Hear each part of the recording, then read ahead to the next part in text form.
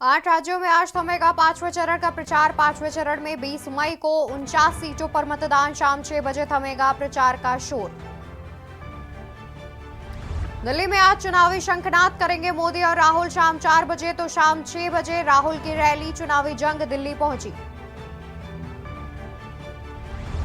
UP के 3 जिलों में गृह मंत्री भरेंगे चुनावी हुंकार। ललितपुर और बांदा में शाह करेंगे चुनावी जनसभा। अमेठी में रोड शो कर वोटरों से करेंगे अपील।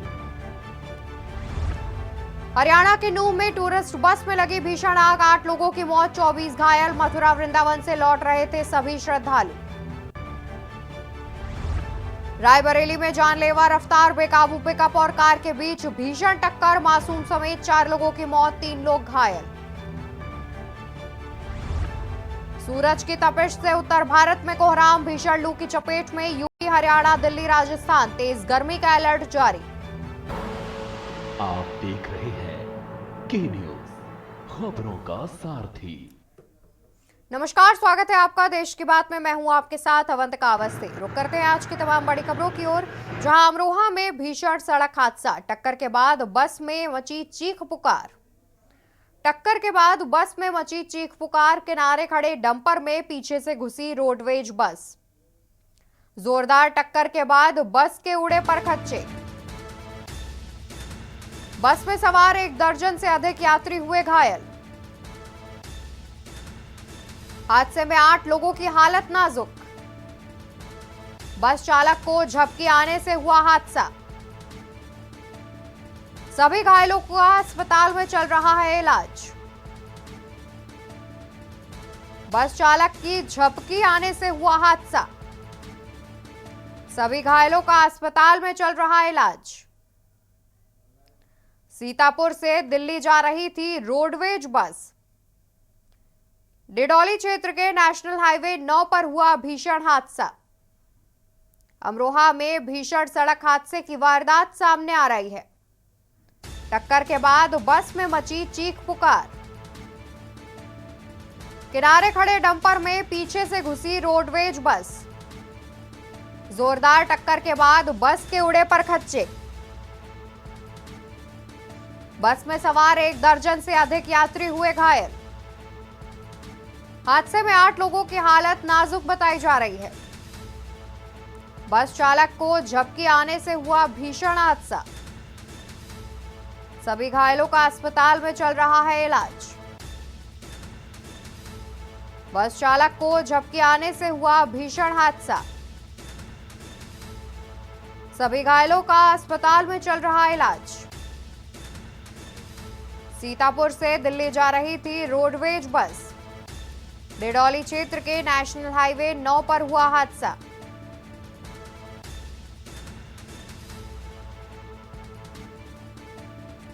अमरोहा में भीषण सड़क हादसा। टक्कर के बाद बस में मची चीख पुकार। किनारे खड़े डंपर में पीछे से घुसी रोडवेज बस। जोरदार टक्कर के बाद बस के उड़े परखच्चे। बस में सवार 1 दर्जन से अधिक यात्री हुए घायल। हादसे में 8 लोगों की हालत बताई जा रही है नाजुक। बस चालक को झपकी आने से हुआ हादसा। सभी घायलों का अस्पताल में चल रहा है इलाज।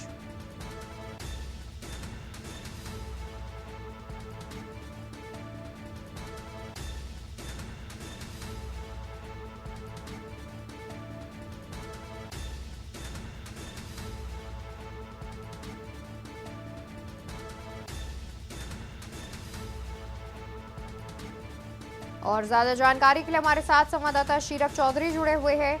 शीरफ, देखा जाए तो बस चालक को झपकी आने से जिस तरीके से यह भीषण सड़क हादसा हुआ है, इसमें कई लोगों की हालत जो है बेहद गंभीर बताई जा रही है। उनकी स्थिति की बात की जाए तो फिलहाल कैसी स्थिति बनी हुई है?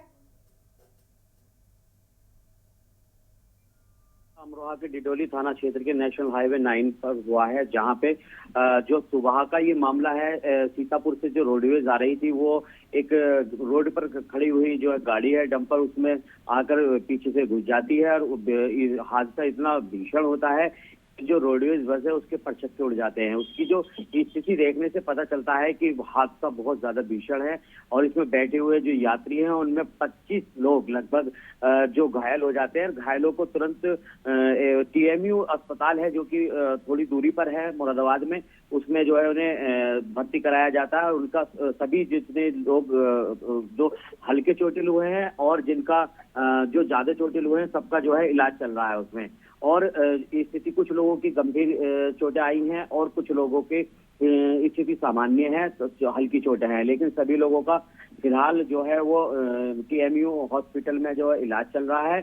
और इसमें जो है अधिक से अधिक लोगों के चोट आई हैं और गाड़ी की जो स्थिति है वो बहुत जर्जर हो चुकी है, पूरी तरह से क्षतिग्रस्त हो चुकी है। जी बिल्कुल, यानी कि देखा जाए तो इस हादसे में 8 लोगों की हालत जो है वो बेहद नाजुक बताई जा रही है। और साथ ही ये भी जानकारी लेना चाहेंगे कि क्या इस हादसे में किसी की मौत भी हुई है?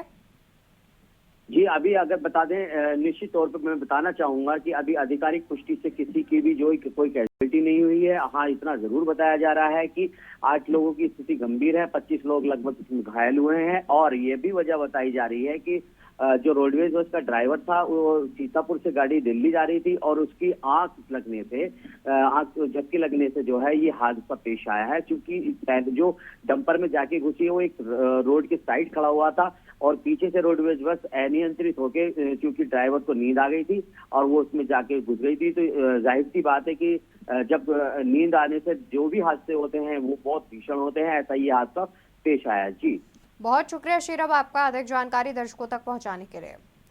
तो आपको बता दें कि अमरोहा में भीषण सड़क हादसा हुआ है, जहां पर बस के ड्राइवर को झपकी आने से हादसा हुआ, जिसमें करीब 8 लोगों की हालत बेहद गंभीर बताई जा रही है। और यहाँ रुकेंगे एक छोटे से ब्रेक के लिए, जल्द हाजिर होंगे। आप देख रहे हैं के न्यूज खबरों का। ब्रेक से वापस आ चुके हैं, रुक करते हैं खबरों की ओर। खबर आपको बता दें कन्नौज से, जहां पर लखनऊ आगरा एक्सप्रेसवे पर हुआ भीषण हादसा। तेज रफ्तार ट्रक ने खड़ी बस में पीछे से मारी टक्कर।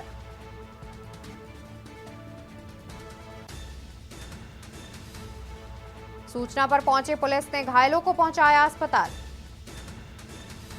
गोरखपुर से गुजरात जा रही थी निजी ट्रेवल्स बस। कन्नौज लखनऊ आगरा एक्सप्रेसवे पर हुआ भीषण हादसा। तेज रफ्तार ट्रक ने खड़ी बस में पीछे से मारी टक्कर। हादसे में 30 लोग घायल, अन्य की स्थिति गंभीर बनी हुई है। सूचना पर पहुंची पुलिस ने घायलों को पहुंचाया अस्पताल। तेज रफ्तार ट्रक ने खड़ी बस में पीछे से मारी टक्कर।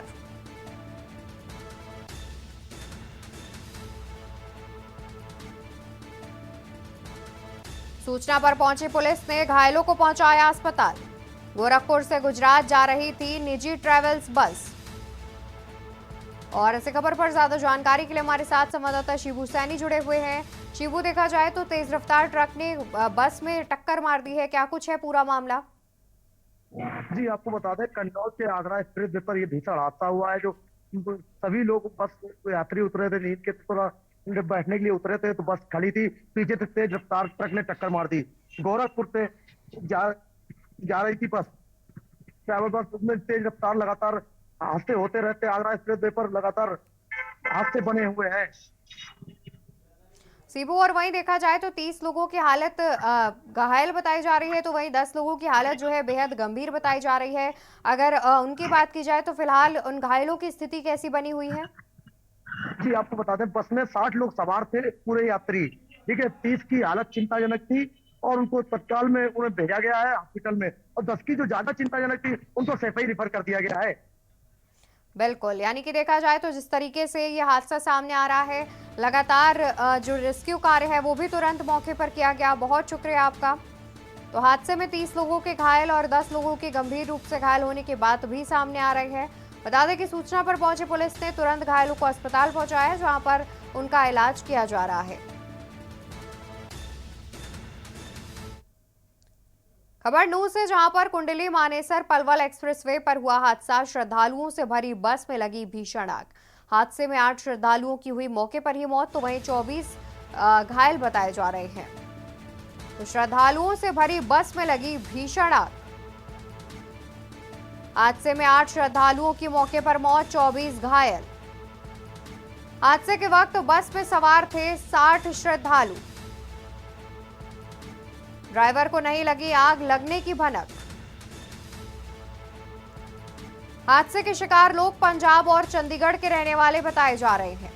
मथुरा वृंदावन दर्शन कर लौट रहे थे सभी श्रद्धालु।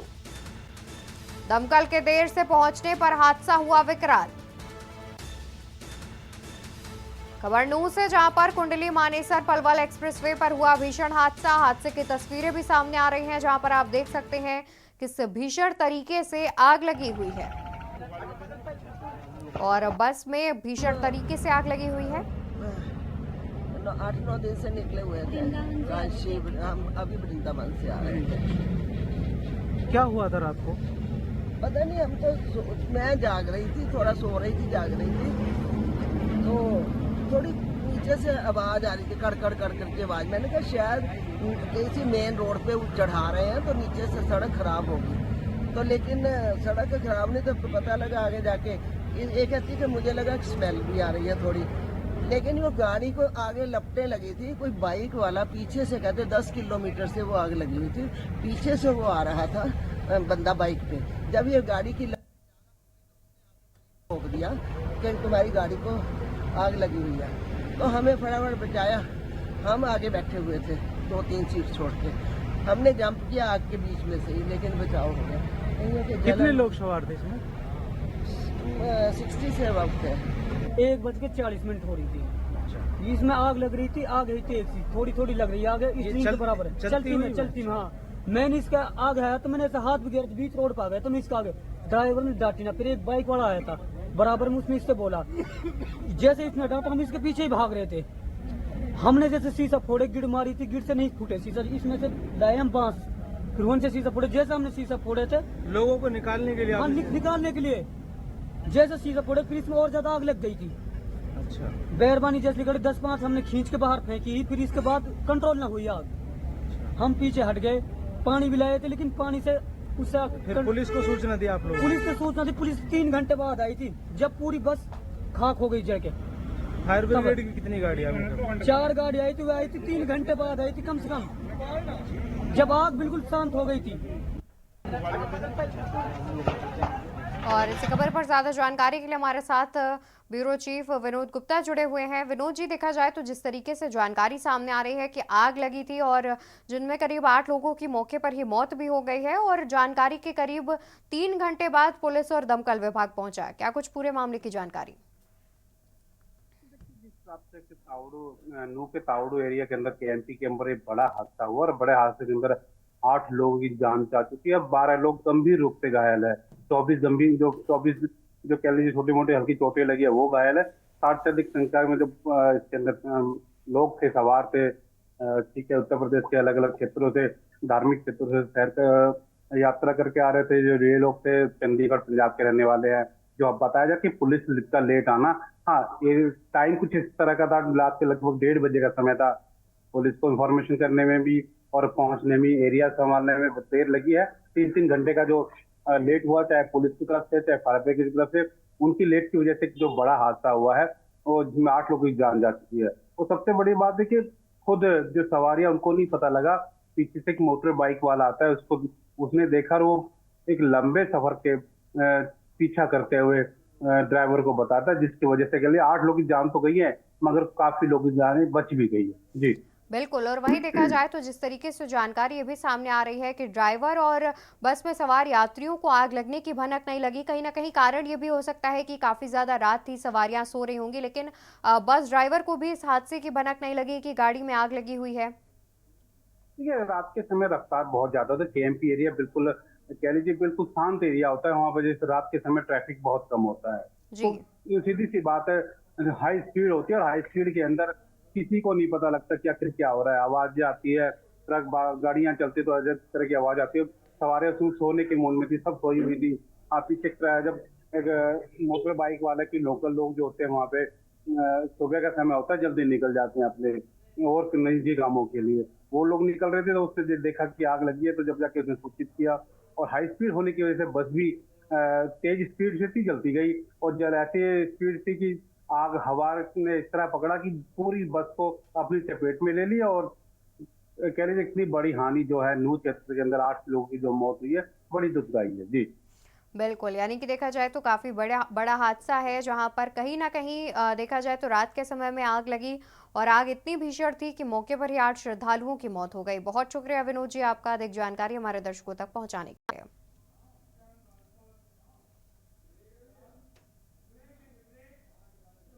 और यहाँ रुकेंगे एक और छोटे से ब्रेक के लिए, जल्द हाजिर होंगे। आप देख रहे हैं के न्यूज, खबरों का सारथी। ब्रेक से वापस आ चुके हैं, रुक करते हैं खबरों की ओर। खबर आपको बता दें जहां पर दिल्ली में आज चुनावी शंखनाद करेंगे प्रधानमंत्री। दिल्ली में आज चुनावी शंखनाद करेंगे प्रधानमंत्री। उत्तर पूर्वी दिल्ली के घोड़ा में होगी बड़ी रैली। शाम 4 बजे प्रधानमंत्री मोदी की होगी रैली। तो वहीं अंबाला, सोनीपत और नॉर्थ पूर्वी में भी करेंगे जनसभा।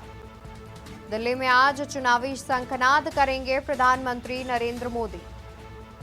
उत्तर पूर्वी दिल्ली के घोड़ा में होगी बड़ी रैली। शाम 4 बजे प्रधानमंत्री मोदी करेंगे रैली। अंबाला, सोनीपत और नॉर्थ पूर्वी में भी जनसभा संबोधित करते हुए आएंगे नजर। तो दिल्ली में आज चुनावी शंखनाद करेंगे प्रधानमंत्री। उत्तर पूर्वी दिल्ली में एक बड़ी रैली का आयोजन बीजेपी की ओर से किया जाएगा। शाम 4 बजे प्रधानमंत्री मोदी की होगी रैली। और इस खबर पर ज्यादा जानकारी के लिए हमारे साथ संवाददाता प्रवेश शर्मा जुड़े हुए हैं।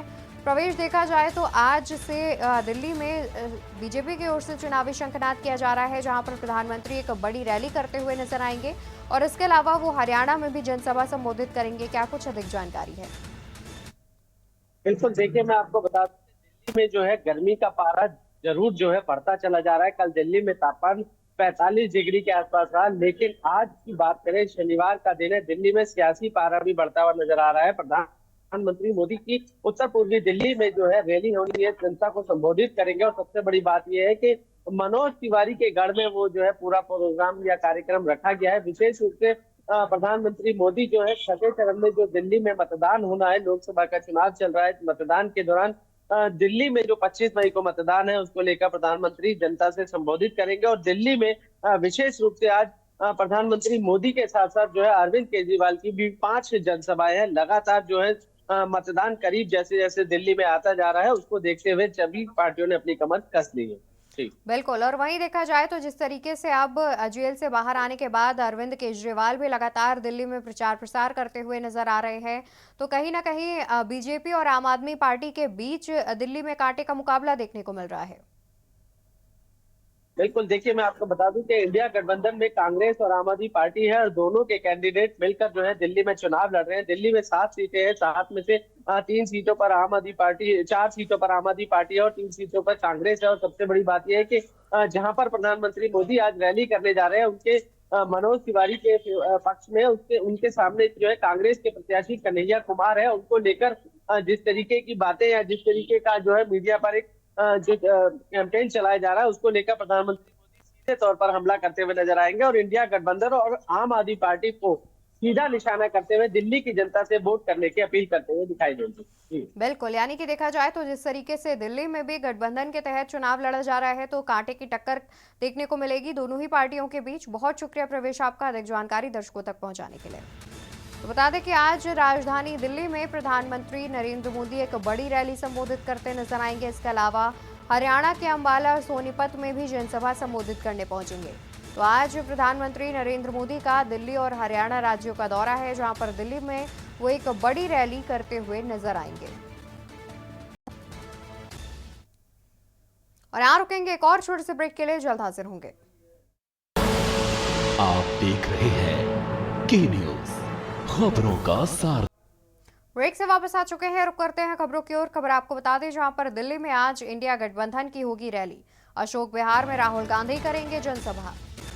दिल्ली में आज इंडिया गठबंधन की होगी रैली। अशोक विहार में आज राहुल गांधी करेंगे जनसभा। शाम 6 बजे रामलीला मैदान में राहुल गांधी की होगी जनसभा। चांदनी चौक लोकसभा प्रत्याशी के लिए प्रचार करेंगे। दिल्ली में आज इंडिया गठबंधन की होगी रैली। अशोक विहार में राहुल गांधी करेंगे जनसभा। शाम 6 बजे रामलीला मैदान में राहुल गांधी की होगी जनसभा। चांदनी चौक लोकसभा प्रत्याशी के लिए प्रचार करने पहुंचेंगे राहुल गांधी।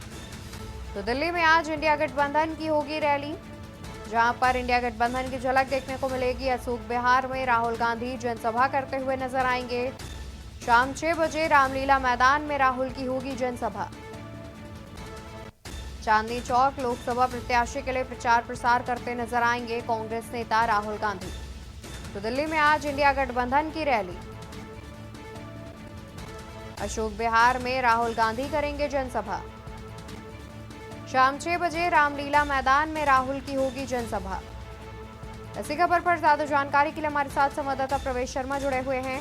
प्रवेश, देखा जाए तो एक और दिल्ली में रैली करने प्रधानमंत्री पहुंच रहे हैं, तो वहीं दूसरी ओर इंडिया गठबंधन की भी रैली की बात सामने आ रही है, क्या कुछ जानकारी है?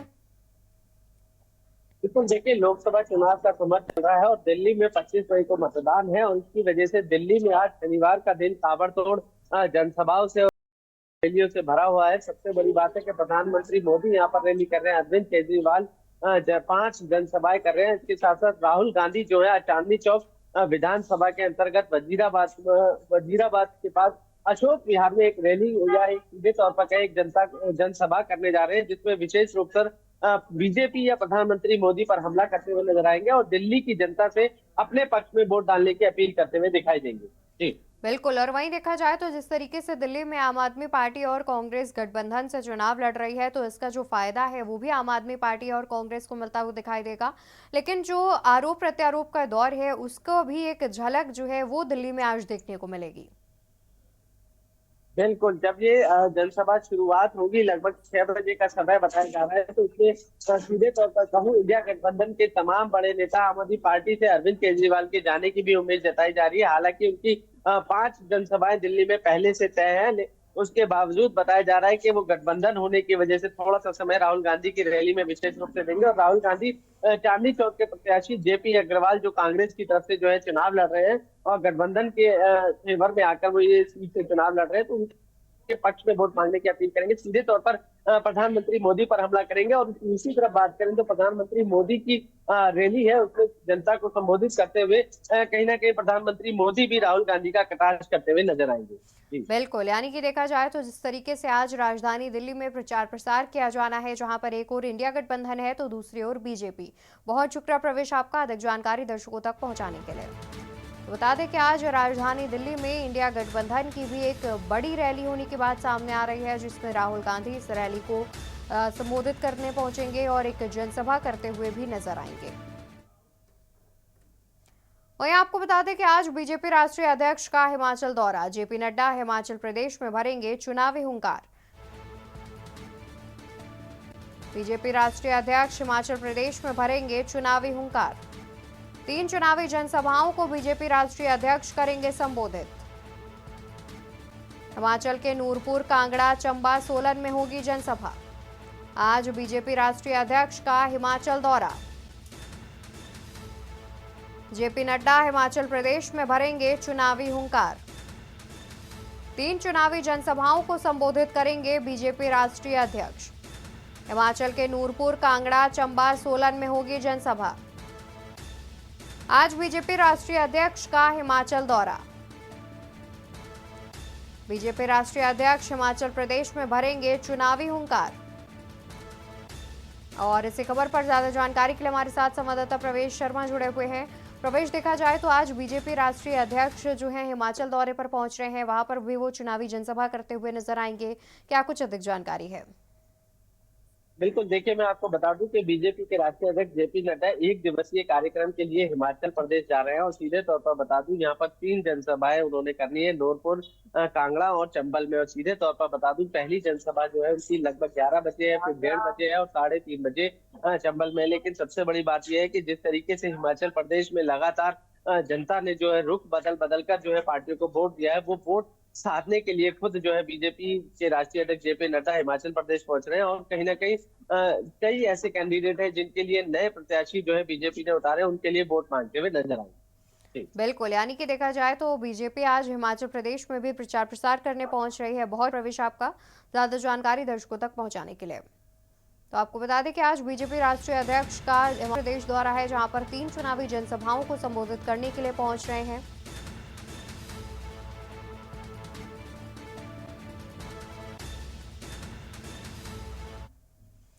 तो वहीं आज महाराष्ट्र दौरे पर कांग्रेस अध्यक्ष मल्लिकार्जुन खड़गे मुंबई में गठबंधन की जनसभा करेंगे संबोधित। महाराष्ट्र दौरे पर कांग्रेस राष्ट्रीय अध्यक्ष मल्लिकार्जुन खड़गे मुंबई में गठबंधन की जनसभा करेंगे संबोधित।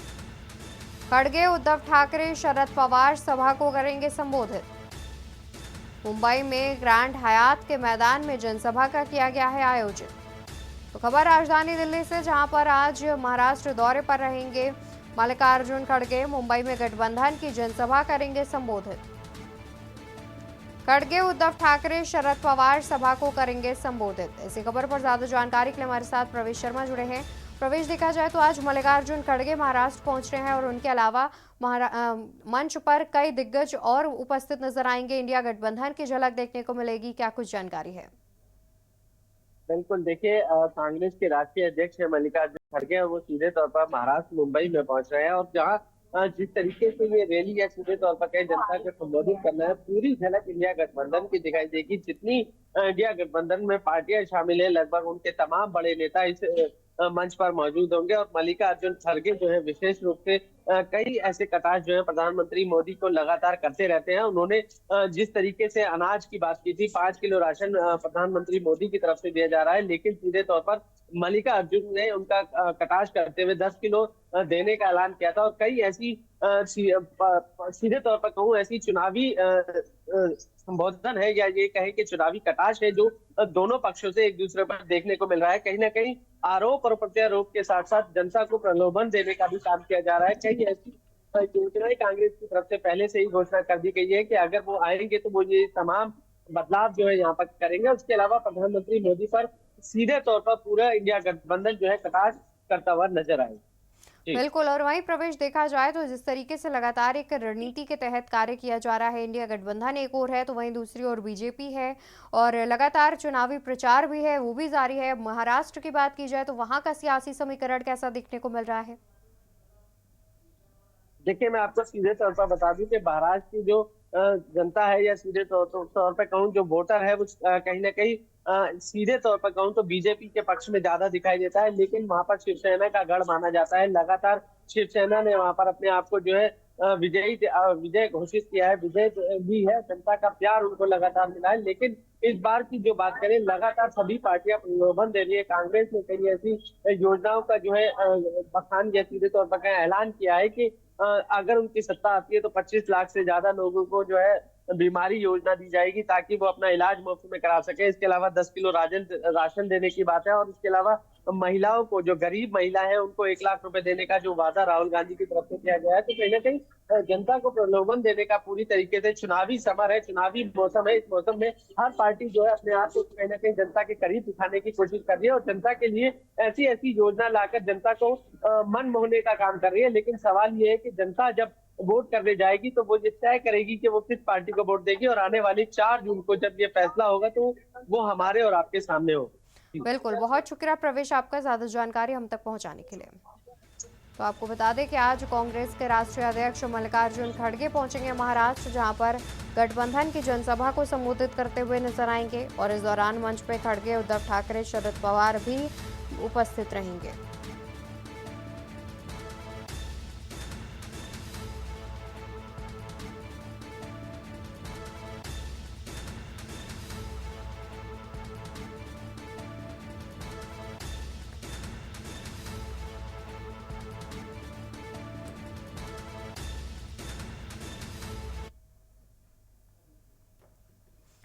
खबर आपको रायबरेली से बताते हैं, जहां पर उत्कर्ष मौर्य ने कांग्रेस पार्टी की ज्वाइन। स्वामी प्रसाद मौर्य के बेटे हैं उत्कर्ष मौर्य।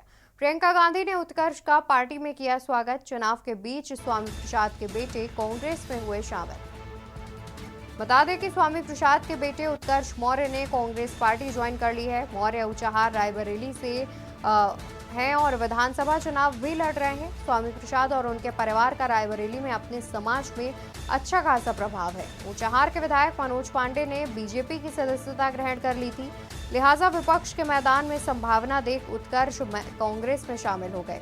प्रियंका गांधी ने उत्कर्ष का पार्टी में स्वागत भी किया है और इसकी तस्वीरें भी सामने आ रही हैं। बता दें कि उत्कर्ष मौर्य ने कांग्रेस पार्टी ज्वाइन कर ली है।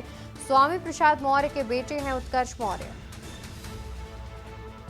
प्रियंका गांधी ने उत्कर्ष का पार्टी में किया स्वागत। इसके अलावा चुनाव के बीच स्वामी प्रसाद के बेटे कांग्रेस में हुए शामिल।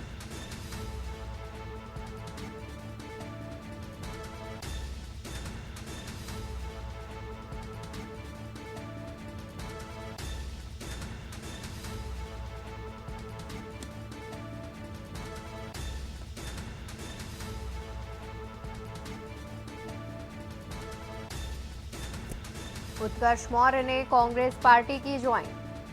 स्वामी प्रसाद मौर्य के बेटे हैं उत्कर्ष मौर्य। प्रियंका गांधी ने उत्कर्ष का पार्टी में किया स्वागत। चुनाव के बीच स्वामी प्रसाद के बेटे कांग्रेस में हुए शामिल। उत्कर्ष मौर्य ने कांग्रेस पार्टी की ज्वाइन।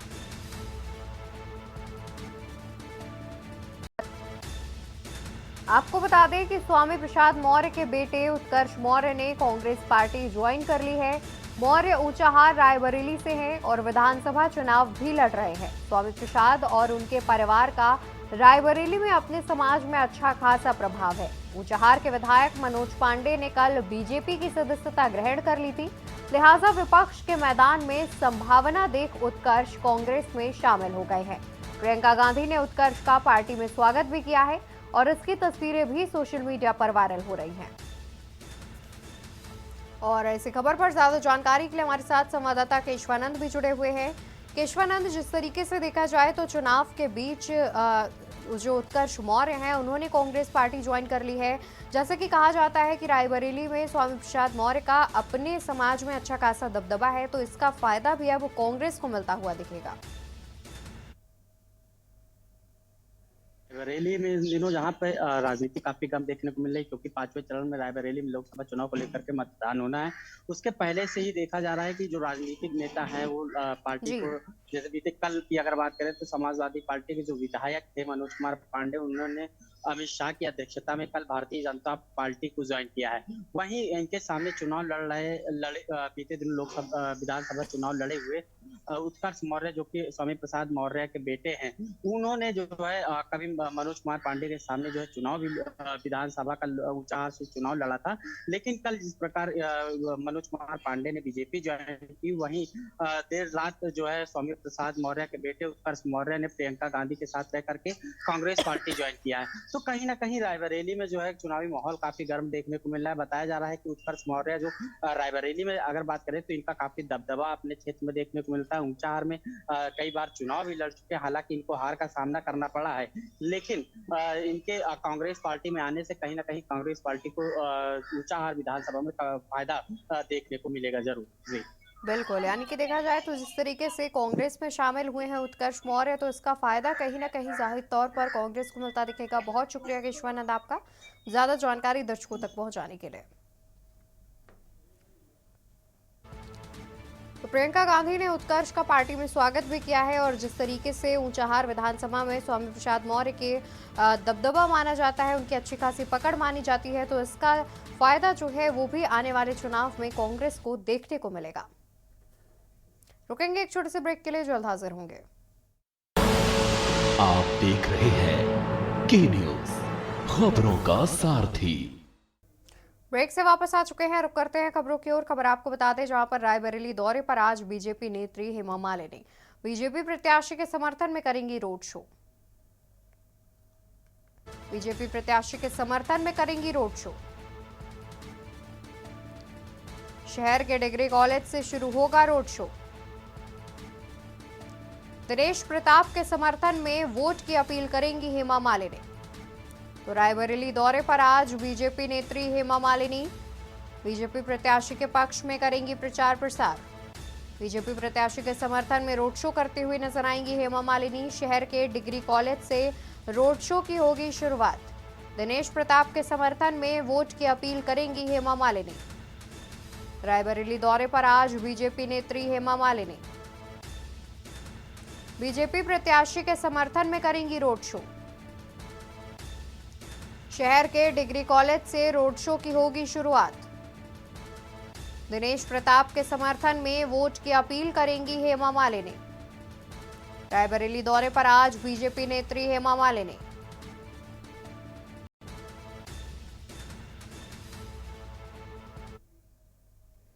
चार लोकसभा क्षेत्रों में चुनावी हुंकार भरेंगे अखिलेश यादव। श्रावस्ती, फैजाबाद, सुल्तानपुर और अंबेडकर नगर का करेंगे दौरा। 4 चुनावी जनसभा को अखिलेश यादव करेंगे संबोधित। इंडिया गठबंधन प्रत्याशियों के समर्थन में अखिलेश यादव करेंगे जनसभा। तो अखिलेश यादव के आज के कार्यक्रम के बारे में बता रहे हैं, जहां पर सपा सुप्रीमो आज जनसभा करने पहुंचेंगे। आपको बता दें कि श्रावस्ती, फैजाबाद, सुल्तानपुर और अंबेडकर नगर का दौरा करेंगे सपा सुप्रीमो अखिलेश यादव। 4 चुनावी जनसभा को अखिलेश यादव करेंगे संबोधित। इंडिया गठबंधन प्रत्याशियों के समर्थन में अखिलेश करेंगे जनसभा।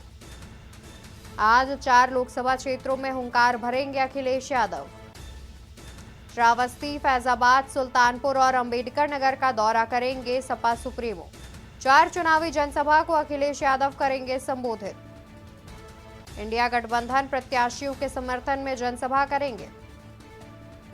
आज 4 लोकसभा क्षेत्रों में हुंकार भरेंगे सपा सुप्रीमो अखिलेश यादव। श्रावस्ती, फैजाबाद, सुल्तानपुर और अंबेडकर नगर का करेंगे दौरा। 4 चुनावी जनसभा को अखिलेश करेंगे संबोधित। इंडिया गठबंधन प्रत्याशियों के समर्थन में करेंगे जनसभा। 4 लोकसभा क्षेत्रों में हुंकार भरेंगे अखिलेश यादव। श्रावस्ती, फैजाबाद, सुल्तानपुर और अंबेडकर नगर का दौरा करेंगे सपा सुप्रीमो। 4 चुनावी जनसभा को अखिलेश करेंगे संबोधित।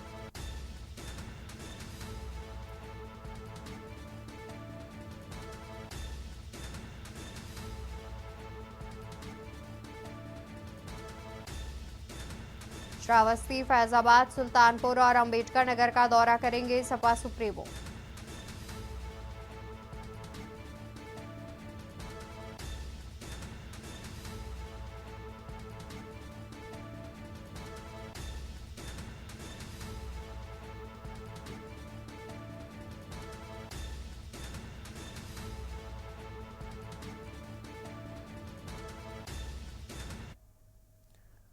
इसी बीच खबर हम आपको आगरा से बता देते हैं। आगरा से खबर सामने आ रही है, जहां पर कपड़ा व्यापारी पर हुई सरेआम फायरिंग। कपड़ा व्यापारी पर सरेआम फायरिंग, गोली मारने का लाइव वीडियो आया सामने। हिस्ट्री शीटर शाहरुख ने कपड़ा व्यापारी को मारी गोली। शाहरुख ने दुकान पर बैठे व्यापारी को मारी गोली। कल सुबह 11 बजे घटना का सीसीटीवी आया सामने। घायल व्यापारी एसएन मेडिकल कॉलेज में भर्ती। रंगदारी नहीं देने पर हिस्ट्री शीटर शाहरुख ने मारी गोली। थाना ताजगंज के नगला मेवाती क्षेत्र की बताई जा रही है घटना, जहां पर अपने साथी संग स्कूटर से पहुंचा था हिस्ट्री शीटर शाहरुख। घायल व्यापारी एसएन मेडिकल कॉलेज में भर्ती। और ये मामले का लाइव सीसीटीवी फुटेज भी सामने आया है, जहां पर हिस्ट्री शीटर अपने एक साथी के साथ दुकान पहुंचा और उसने व्यापारी को गोली मारने का प्रयास किया। इस दौरान व्यापारी अपना बीच बचाव करता हुआ नजर आया। सरेआम व्यापारी पर फायरिंग की बात सामने आ रही है। आगरा से पूरा मामला सामने आ रहा है, जहां पर कपड़ा व्यापारी पर सरेआम फायरिंग की बात सामने आ रही है। हिस्ट्री शीटर शाहरुख ने गोली मारी है। सरेआम फायरिंग का वीडियो सामने आ रहा है। रंगदारी नहीं देने पर कपड़ा व्यापारी को गोली मारी। घायल व्यापारी का इलाज मेडिकल कॉलेज में चल रहा है।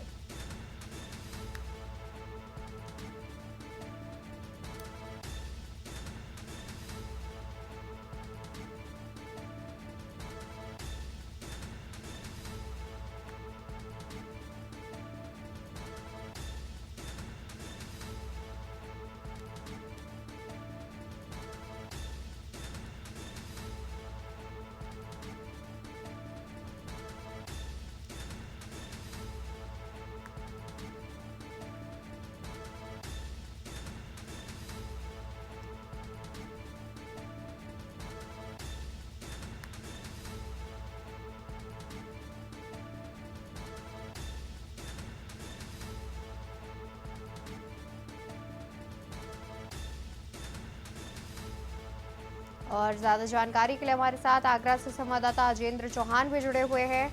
अजेंद्र, क्या कुछ है पूरा मामला? अभी तक पुलिस ने इस मामले में क्या एक्शन लिया है?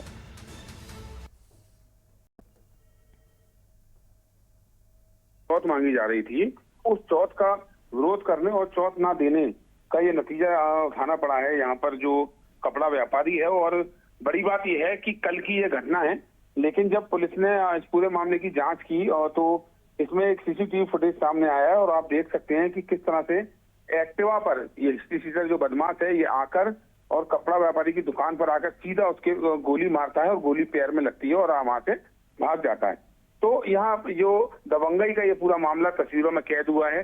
पुलिस की अगर कार्रवाई की बात करें तो ये शाहरुख नाम का हिस्ट्री शीटर है, पहले से ही कई आपराधिक मुकदमे इस पर दर्ज हैं और क्षेत्र में इस तरह की दहशत का काम ये शाहरुख करता आता है। समय समय पर पुलिस की ओर से भी कार्रवाई की जा रही है, लेकिन योगी सरकार में इस तरह की ये जो बदमाश है शाहरुख, इस तरह की जो इसने दबंगी यहाँ दिखाई और इस घटना को अंजाम दिया है, तो जाहिर सी बात है कि पुलिस भी बिल्कुल सतर्क है और इसको पकड़ने का प्रयास कर रही है। फिलहाल अभी ये पुलिस की पकड़ से दूर है, लेकिन अधिकारियों का कहना है कि जल्द से जल्द इसकी गिरफ्तारी कर ली जाएगी। जी बिल्कुल, बहुत शुक्रिया अजेंद्र आपका अधिक जानकारी हमारे दर्शकों तक पहुंचाने के लिए।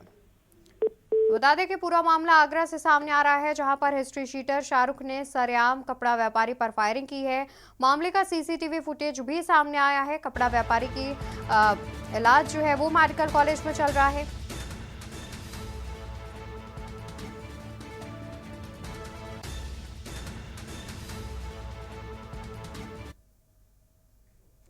ब्रेक से वापस आ चुके हैं, रुक करते हैं खबरों की ओर। खबर आपको बता दें, जहां पर आउटर डिस्ट्रिक्ट की स्पेशलिस्ट स्टाफ की टीम को मुखबिर खास से सूचना मिली कि धोरपाल गैंग का कुख्यात शूटर विकास लगरपुरिया पीरागढ़ी वेस्ट एनक्लेव योगियों से होते हुए रिंग रोड के पास आने वाला है। जानकारी मिलने के बाद आउटर डिस्ट्रिक्ट की स्पेशलिस्ट स्टाफ की टीम ने मुखबिर की बताई गई जगह पर ट्रैप लगाया और मुखबिर के इशारे पर आरोपी शूटर विकास लगरपुरिया को गिरफ्तार कर लिया। दिल्ली पुलिस ने जानकारी देते हुए बताया कि आरोपी ने मुंडका इलाके में भी फायरिंग कर जबरन वसूली की डिमांड की थी, जिसके बाद आरोपी लगातार फरार चल रहा था। मुखबिर की सूचना पर आउटर डिस्ट्रिक्ट के स्पेशलिस्ट स्टाफ की टीम ने आरोपी को धर दबोचा।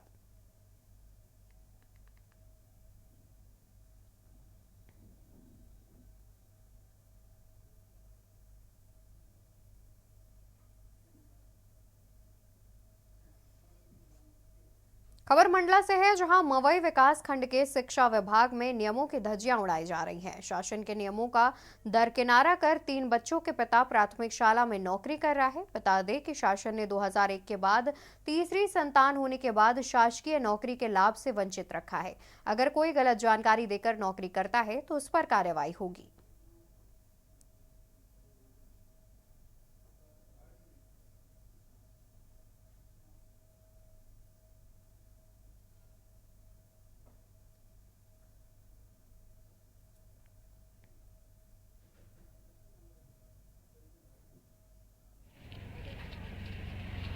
सभी आपका क्या कहना है? सभी शासकीय कर्मचारी प्रावधानों के अंतर्गत है, उससे बाहर नहीं जा सकते। लेकिन कुछ शिक्षकों का कहना है कि हम इस दायरे में नहीं है। यदि वो ऐसा कह रहे हैं तो शायद भ्रम है उन्हें। क्या नियम है सर? प्रावधान के अनुसार जो है कार्रवाई होगी उसमें। क्या कार्रवाई हो सकती है? अब जांच होगी, जांच पे वो क्या बताते हैं, स्थिति स्पष्ट होने के पश्चात ही उसमें आगे कार्रवाई की जा सकती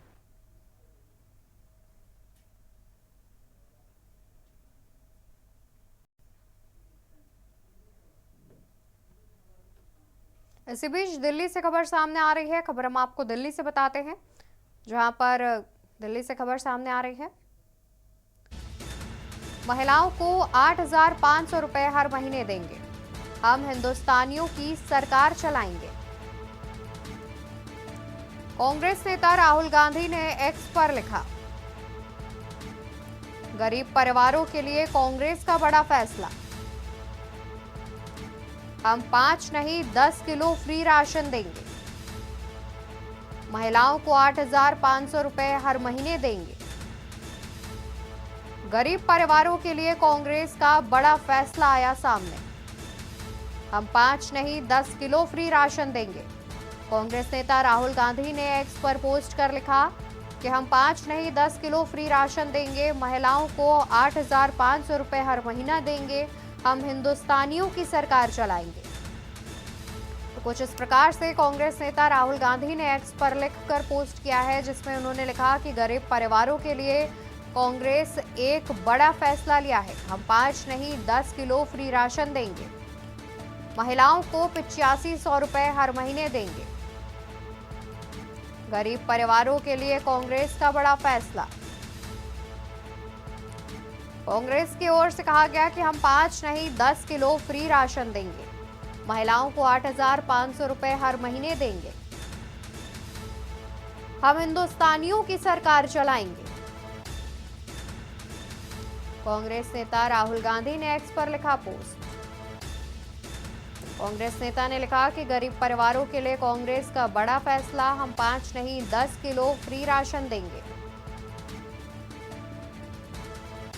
महिलाओं को 8,500 रुपए हर महीने देंगे। गरीब परिवारों के लिए कांग्रेस का बड़ा फैसला।